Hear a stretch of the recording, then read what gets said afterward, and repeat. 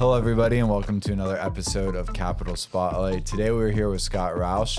Thank you for being here. Thanks, David. Thanks for having me. Yeah, so tell us a little bit about who you are. So you are Wisconsinite through and through. Is that the right way to say it? It is. Okay, good stuff. There's some crazy ones out there, especially in the Northeast, but like Bay Staters for, I think that's Massachusetts. I don't know.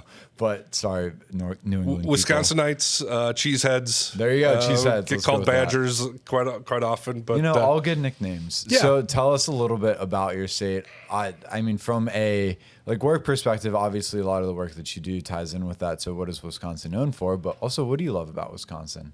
I love my home state, and I try to get back as often as I can. And this job has been very helpful in getting back. The senator's been very open to me traveling to the state. Nice. And visiting with businesses, visiting with different groups, and kind of anybody that I've met with in D.C., I try to reciprocate. For sure. And if they've told a good story or they told me what they're working on, I want to see it firsthand. So I've taken trips to a couple of semiconductor manufacturers. I've been to the University of Wisconsin, sat down with them to see what their kind of goal is long term.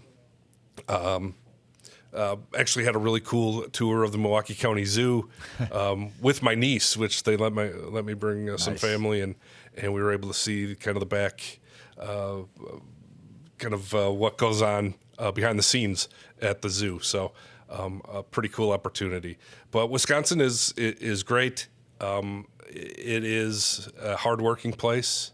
I grew up in Burlington, which is known for. One, Tony Romo of Cowboy and now CBS Sports fame is from, and I've known Tone for a long time. We have a Nestle's factory, been called Chocolate City, USA for a number of years. My hometown is fantastic, just good people and a great place to grow up. It's pretty much like that around the entire state. I spent time in Madison. I enjoy the city of Milwaukee. Obviously, Milwaukee had the spotlight on it for the NBA Finals a couple of years ago with the Bucks, and now this past summer with Republican National Convention, the city did shine, and we were happy to see that, and we were put in a really good light. So I hope the rest of the country has really seen what Wisconsin's about and what Milwaukee's all about. It's a pretty cool city. For sure. Your hometown needs to hopefully now teach their quarterbacks how to hold snaps on field goals better. But that's a whole I won't go into that. But sorry, Tony Romo, if you're listening, wouldn't that be cool? I think sports is such a big part of Wisconsin, and this is such a great time to be a Wisconsin sports fan while you still have Giannis. Who knows if that will continue. But you got the Brewers doing well. Jordan Love looks awesome. And as a part owner of the Packers, tell us about that a little bit. It's just kind of a tradition stemming back from the founding of the team. The Packers have been a publicly owned team since I think 1921. And I had the opportunity to finally buy a share of stock a couple of years back. I waited online for about 15, 20 minutes to get my opportunity. And I purchased one share of stock for $300. It doesn't pay dividends. It will never accumulate any wealth, but I get to say I am an owner of the Greenbay Packers, which is pretty cool. But yeah, you're absolutely right. Wisconsin sports has gone through some really cool times. I've been a long-suffering Brewer fan. Haven't gotten to the pinnacle yet, but I hope that continues. Just getting in the playoffs is fun, and obviously, like I said, the Bucks with their championship a couple of years ago, and the Packers. As an owner, I'm pretty pleased about the direction they're going. For sure. So that's very cool about the ownership. I've always wondered how that works. So it's kind of just like this online platform, or do you have to wait for a specific time for shares to become available? Or the team, I believe how it works is the team and their board of directors makes a determination on when they need shares to be made available. Okay, so they introduce new shares. Yes, and then you go online and based on when you get in line online, then you're able to purchase your share. Gotcha. And once they run out of their allotment, they're gone until the next time they see a revenue shortage. Interesting. And they want to open it up to current shareholders, because you can buy as many as you really want, or have, like me, a new shareholder. Yeah, that's cool. So you can't sell it? Can't sell it. Interesting. I know families that pass down their certificate and say they get it framed, and they say, cool. Here, my grandfather was an owner, and I believe my dad's stepbrother actually has that share, but it's not in his name, and it doesn't get passed down. Yeah, I guess there's no way to create like a hostile takeover of the Greenbay Packers. There isn't. There isn't. Yeah, that would have been tried plenty of times by some billionaire at this point, but nope, not this time. Cool. Well, so also when you get outside of Wisconsin, you and your wife Patti, who let's just talk about that real quick. So your Patti, your wife, works with a guy named Chaz, and they have Rules of Networking together. Yes. Can you tell us a little bit more about that from your perspective? And then someday we got to talk to Patti about it. Yeah, absolutely. She would love to talk about it. Rules of Networking kind of came out of just an idea that Patti had. She wanted to help people navigate searching for jobs, taking on questions relating to issues that you have in the workplace, and also building its Rules of Networking. So building that network, having that spider web out where people are connected. It's a huge community. Huge.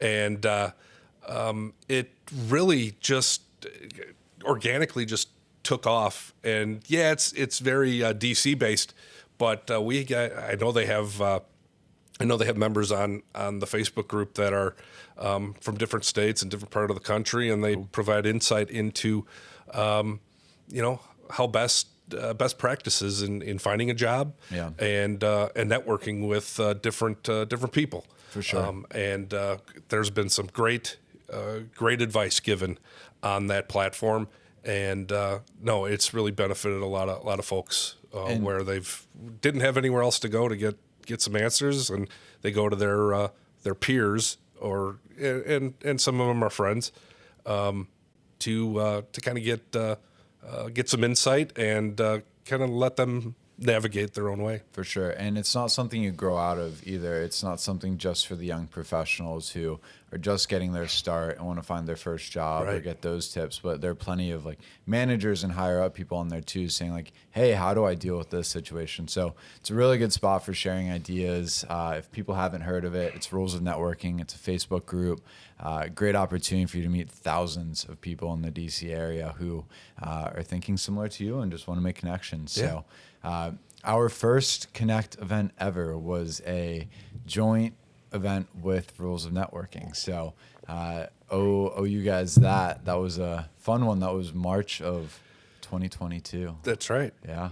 That was at Hawk and Dove. Yeah, it was upstairs sweating it out. Yeah, it was so hot up there. So hot up there. There were so many freaking people you couldn't move. Yeah, no, it was a great kickoff, and I know that it really boosted the profile of you guys and of Rules of Networking. Yeah. And we don't know really what's in store for the future of that. I know there's been a website created, and it's kind of in its kind of infancy. Chaz Sharami took on a new role and started a company called Big Fish. So he's helping people. He's kind of a headhunter, putting people in the right place, right time for new jobs. And so Rules of Networking kind of took a back seat when Chaz started that, and also Patti moving over from Leadership Institute to NAW, National Association of Wholesale Distributors. Sure. That new job kind of took her away from a little bit, but they are able to at least post once or twice a week and keep engaged. So, with any side gig in DC, it has ebbs and flows. Yeah. We'll see where it goes. It has a lot of upside, and like you said, a lot of members that are active and have really benefited from its its services. Nice. So outside of work, you and Patti love to travel, go to national parks.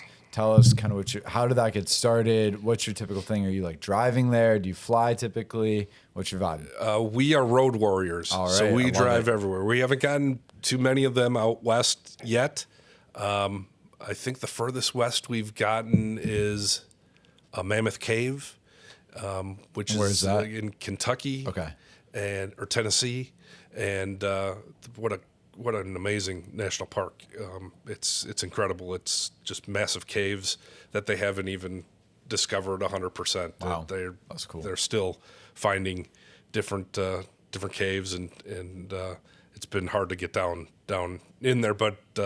What is open to the public is beautiful and definitely a national treasure. You're a pretty tall guy. Do you feel weird going into caves? There were some spots where I did not feel comfortable, but they let you kind of take your own track and go at your own pace. But it was a good tour. But we try to drive everywhere. We've done obviously everything that's around the DC area. A lot of the memorials and things on the National Mall are considered national park and national memorials, so you can get a stamp there. It's kind of cheating. We kind of run between those for sure when we explore DC. But obviously Gettysburg is within that drive. Yeah. Been to Boston. New York City has a number. And then last Christmas, I can't believe this is a year ago already, took a trip down to Texas to see family. My wife's brother lives down there, and we were able to hit 10 states in 10 days. All right. And we visited countless historical sites, a couple of presidential libraries, nice. And state capitals, and it was quite a trip, and so put a lot of miles. For sure. On a car, but it's a lot of fun. Yeah, that's great. This is probably not the typical founder like dream, but it's like when I sell Connect, I just want to buy one of those like Mercedes Sprinter vans that's been turned into like a little camper, and just drive across the country and just go to national parks with my wife and just hang out. Like that's my goal. That's what I want. We've talked about that as well. And when we saw it in Scotland this past October.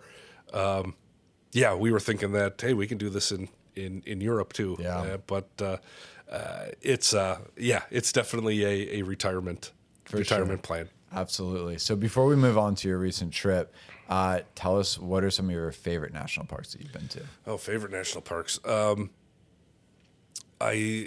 Independence Hall is fantastic.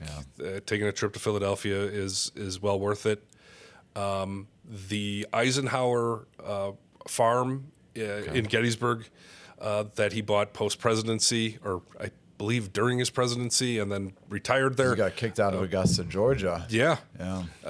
It's well preserved. It's a great tour. Very, very cool. And also the Adams family estates. Okay. President John Adams. Not the other Adams. Not the other Adams. So President John Adams and his family, their original farm is just outside of Boston, and then post-presidency, he purchased another home, which is still used by the family. They actually throw a family reunion each year. So any descendants of John Adams and John Quincy Adams, they are able to take part in that reunion. Very cool. It also has a very, very pretty cool library that they consider the first presidential library. I don't know if that's entirely true, but it is. It's a small stone building with his book collection. Very cool. And it is a very cool experience to see, and it's great that the United States and this country has preserved that type of place to visit. For sure. When I think of national parks, I always think of like Zion or some like Yosemite, some big mountains. I don't always think of, or rarely think of, like more historical sites. Yeah. So it's cool to see that side of it. And part of that retirement plan will probably be get out to Yellowstone and get out to the Grand Canyon and hit the ones out west. And hope to do that in the next couple of years. But yeah, some of the more historical sites have been, and battlefields have been some of the best to walk around and experience. Yeah, it's a great way to connect with American history as well, Yeah. and be a student there. Yeah, and it's easy to do around here. All right, so we'll talk about who you are as a professional, like you're a Hill vet, but one last question on the personal side of things. So you recently took a trip to London, so England, and you went to Scotland as well. Tell us about that trip. Yeah, it's one of the things that I like talking about right now. Obviously, a very fresh in my mind trip. Just got back a couple weeks ago, I think a week and a half ago.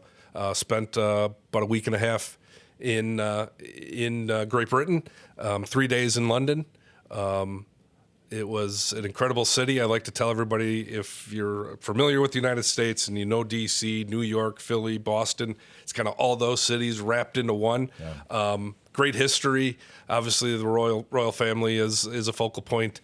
But just a lot of nightlife, a lot of great restaurants, just a really cool city. We try to get away from the political aspects of the United States during campaign time, just to get away from it for a week, and it seemed to follow us.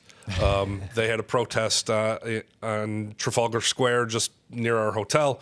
The far left was protesting or counter-protesting the far right, which was having a protest down out by Parliament Square, and we almost missed our Parliament tour because of it. Oh, jeez. But no, it was really cool to see how they take part in their civic activities, but yeah, it just, I'm sure it seemed to follow us. Yeah, I'm sure they're like, oh, you're American. Like, what do you think of the election, too? A couple of cab drivers did ask that. We tried to not get too involved and did not really answer their questions, tried to divert to other topics. For sure. But no, London was great. Saw Les Miserables on what is their Broadway. Yeah. Great show. Tower of London is beautiful and very historical. So it was well worth the trip to go to London. And then Scotland is magnificent. Pictures don't do it justice. It is very beautiful. The Edinburgh Castle is beautiful. As is all of the Highlands. We saw Highland cows and sheep in the road, and that's cool. Yeah, it was just beautiful, and obviously a lot of people go for the whiskey distilleries, and they're not? They're all over the map. And we visited Talisker out on the Isle of Skye. Great tour. Our tour guide was an old Scottish guy that.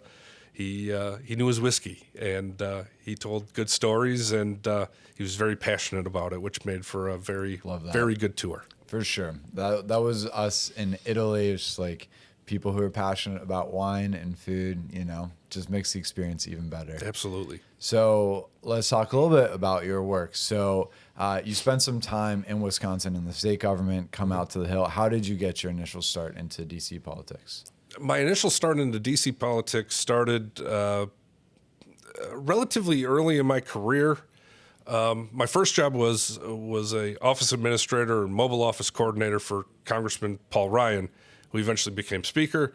Back when I worked for Paul, he was just I believe, second or third term congressman, just trying to find his way and put together his agenda for his career. But I wanted to get out here back then. That was 2003 to 2005 when I worked for Paul, and I wanted to be out in D.C., so I knew that it was kind of an ambition of mine. But you're right, I did spend nearly a decade in Wisconsin politics, working in the state legislature. I thought I was going to be a lifer, but my final boss in the state legislature had other ideas and wanted to run for county government, and so he became Waukesha County executive. And I was kind of on the outside looking in, needing a job. And I made a number of connections through my 10 years in state government, and was able to connect with, of all groups, the National Rifle Association needed a state-based lobbyist. So I packed up, my apartment in Madison, and I drove out to D.C. and started that job in 2015, right in the midst of getting What a ready for the time. campaign of Yeah. 2016.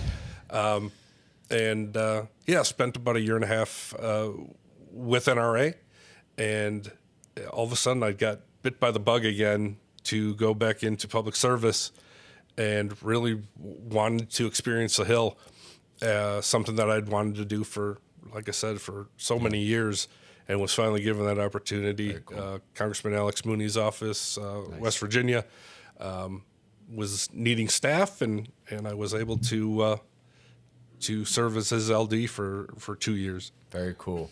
So that, I think a lot of staffers, you get to a point where you love your job, you love working in the Capitol and serving, have to get kind of tired of DC at points. Would you recommend, or like, what are the differences too of working in a state capitol versus working here in DC? Is it something where it's like, I want to get out of this town, but I love politics, so should I go do it back home? Any thoughts there? I would definitely recommend, if DC is too much for you, if you're kind of burnt out by the city, and it does happen. I think the average shelf life of most staffers or most people in the city is around 2 years. Yep. But you still have that urge to serve and be involved in politics. State government is fantastic, and if you're able to get into your state capital, work for your state legislature, work for your governor, do it. Yeah. Because it is it's more fast paced. I think things in Congress and things here are very slow, but within states you gotta pass your budget. A lot of states have balanced budget amendments, and they make sure that they move their budget. In Wisconsin, we have a 2-year budget that needs to get done every 2 years. Gotcha. And it's worthwhile work, and you can impact a whole lot. You're closer to the people, and so it is more of a constituent services type of job, but it is definitely worthwhile work. So you say it's like faster paced from a legislating perspective, but for a typical staffer that's used to the fast pace of Congress, maybe not from a legislating perspective, but from just like sheer chaos all the time, would you say it slows down in state government from that perspective? I think it does. When I worked in Wisconsin, there was a lot of upheaval. I was there in 2011 with the protests, so chaos came to us at that time. Maybe you're the problem. Maybe I am. It seems to follow me. But I believe my first couple years in state government was building relationships and really building a resume within state government, and then working. And it really depends on who you work for. I worked for great people, and that wanted to make a difference, and it wasn't necessarily by proposing sweeping legislation. It was with being responsive to their neighbors and their constituents, or fighting for something that they truly believed in, and that's what made it fun. Nice. Because I worked for people that were just focused on doing it the right way, and I think if you go in with the mindset of I want to do good, and it may not be the mecca or the epicenter of political life, but it is for your state, and it is for a lot of people, and a lot of good people work in state legislatures. I've had the experience where when I was with NRA, I got to work with Iowa and Minnesota state legislatures. Fantastic people, and some of them I'm still friends with to this day. Was able to take part in a class with NCSL back in 2013, 14, and just because the state was involved with them, and I was able to go out to California, meet with legislative staff from Arkansas, Alaska, Hawaii, California, Colorado, all over the country, and meet with them and see what their experiences are. And everybody spoke with just great pride about their state and about their state capital and the work that they do. And again, still friends with a number of them that were on that trip. And so I get to hear about what's going on. A lot of them are still in state government. Some have moved on and gotten out of the political world, but a good number of them are still there. And it's one of those that can be that tie. For and sure. I met with, especially on that trip, it was both Republicans, it was Democrats, it was legislative staff, it was communication staff, it kind of ran the gambit. It was everybody, and everybody got along. For sure. And we were able to compare notes and really become a kind of, in that week, a really close-knit group. Nice. So I'm sure that sets you up well, ultimately, for what you're doing now, working for your home state in DC. How do you get there? Like, how do you set yourself up to be someone whose advice or input can be respected and trusted? Yeah, it kind of goes back to what we were talking about with rules of networking. If you're able to continue with your network and maintain relationships and kind of be open to people kind of pointing you in different directions, that really, really helps. I got wind of my current job because the Leadership Institute, Matt Hurt, called me up, a longtime friend of my wife's, a former colleague of hers, and he's become a good friend of mine. But he called me up and he says, "Scott, I got something that came across my desk, and you came to mind." Mm-hmm. And I had no idea what it was. I had no idea that they were even looking. Yeah. And Matt just told me, goes, "Ron Johnson's looking for a policy staff." And I said, "Whoa, that's right up my alley. It would be an honor of my life to take that on." And so I submitted my resume to Matt. He got it to someone in the Johnson office, and here we are. So yeah, it can happen that quickly, but it's about maintaining those relationships and proving that you do good work. For sure. And don't burn bridges. That's number one rule Fair here. enough. Yeah, you may disagree with what your boss does, or disagree with the vote they take, or disagree with your chief on any different, office dynamic. But rise above it and always try to be professional, and don't, like I said, don't burn bridges. Yeah. Because it's as much as the city is big, it is a big city, but circles run small here. Yeah, absolutely. And people talk. Word travels fast. And yeah, it does, and it can put you in a bind if even just one circle starts talking about this person didn't work out for whatever reason, but that can impact where you go and how you're perceived. For sure. So last question for you, kind of in the same vein, but as you've gotten more comfortable on the Hill, and you really care about professional development and helping younger staffers. So what is some general advice you can put out there for those younger staff assistants, LCs, press assistants, those who are just getting their Hill career started?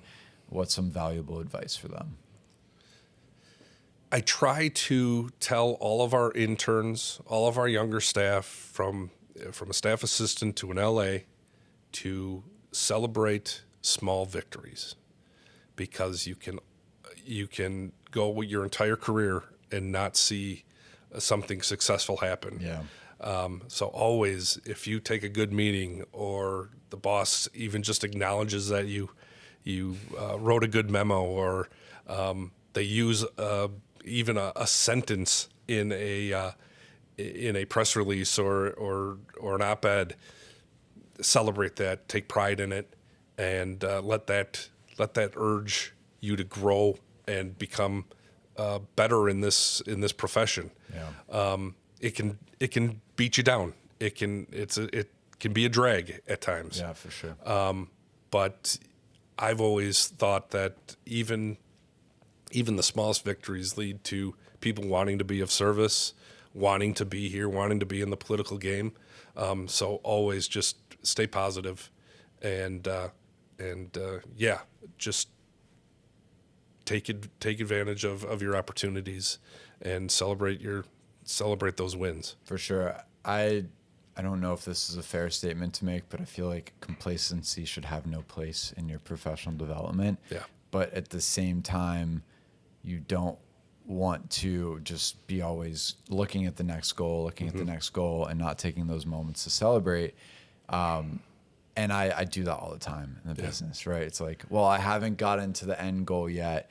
And if I just keep focusing on the end goal, I'm missing all these really cool things that are happening, huge blessings that I can overlook if I'm not intentional about paying attention to them.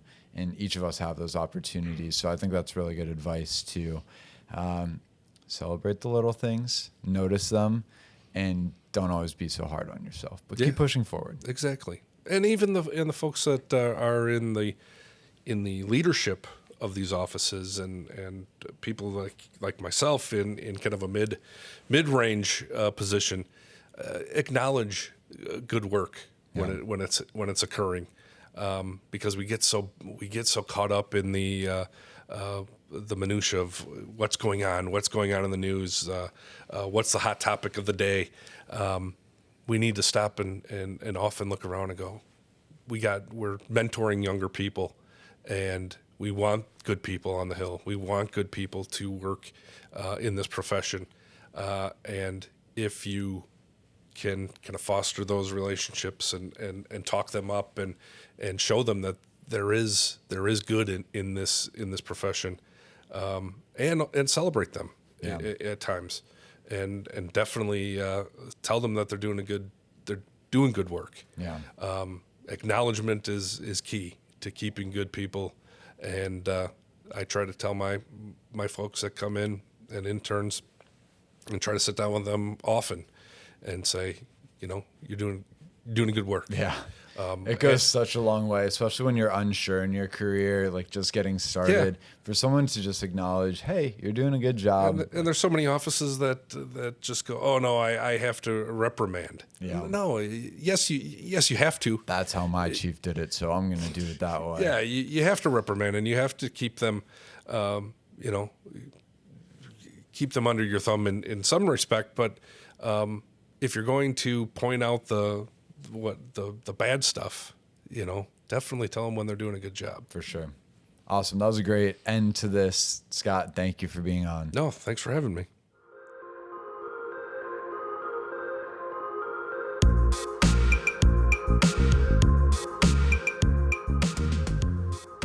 Thank you for tuning into Capital Spotlight Podcast. If you enjoyed the show, be sure to subscribe to our channels to stay updated on new releases, share the show with your friends, and rate the show on Apple Podcasts and Spotify. For more from Connect, subscribe to our daily newsletters, follow us on social media, and check out our website, all at Capital Connect, capital with an O, CNCT.